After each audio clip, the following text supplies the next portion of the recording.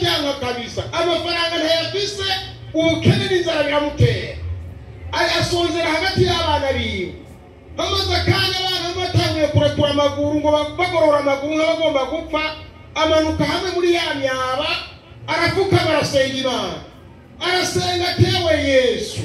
menye neza umugani w'abarundi ko ari ukuri uwuciye imweru yibagira icamwirukanye wewe Yesu uribagiye ko wasonze uvuye mu rusengero ukaza gukwega isi ukora atari ziriko inzara ntuzigera ijyana uze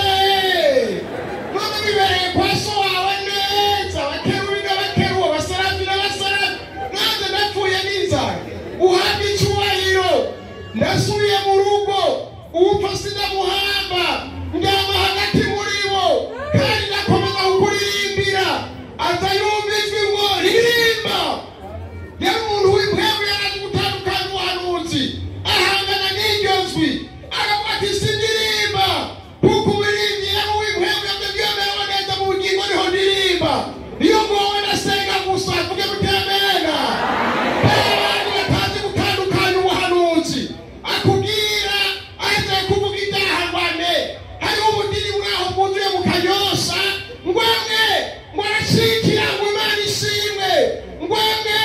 ngo arira ngo Yesu atime hari umuntu avuga Yesu ashimwe abantu barashikiye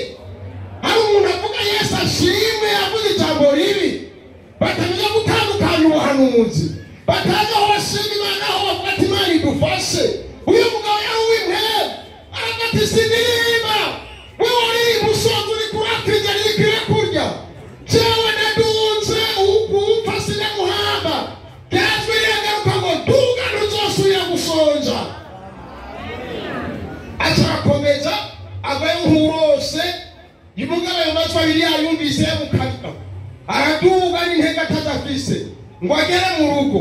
asanga amayirigisi ariko arasubiza ribasi ku muhiri wiwe bati bagura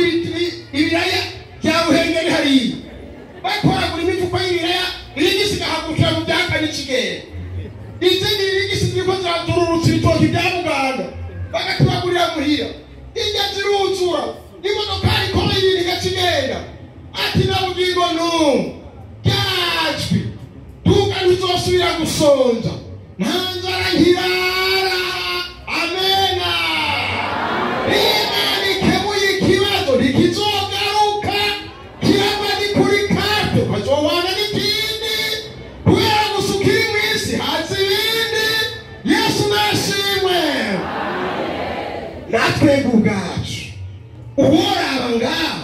ibyo Imana yakoze ni byinshi bitazogaruka ni kuri karte mugabo harashari ibindi kubera tukiri mu isi dusoma ijambo y'Imana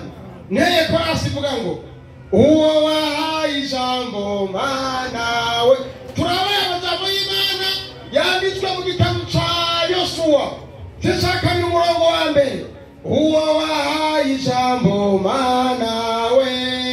uwo wahaye ijambo Mana ararigira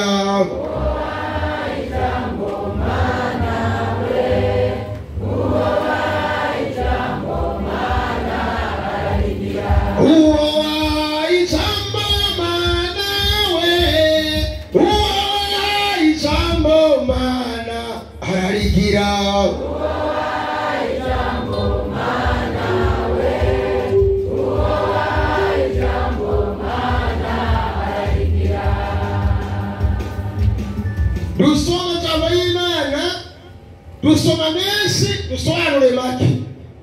dusome habiri dusome menshi mugabo dusobanure make kandi ntibone sinagomba ngo tuyasobanure twakwashoye mu Kirundi ururimi twese tumenya murabyumva beneda menyere gusobanurirwa menyere gusoma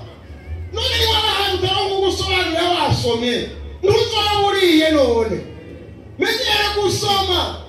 uri hariya ahantu utarongo gusobanurira ahantu narize kuvuga ntabwo ukarisoma cyangwa ukagiyibuka nturijya kuriya nyine warisoma rikagufasha kuriya nyine niba kumaze ubona pastor ahagaze ngaha ariko arabasobanurira ko mwamwirongera bamudutwaye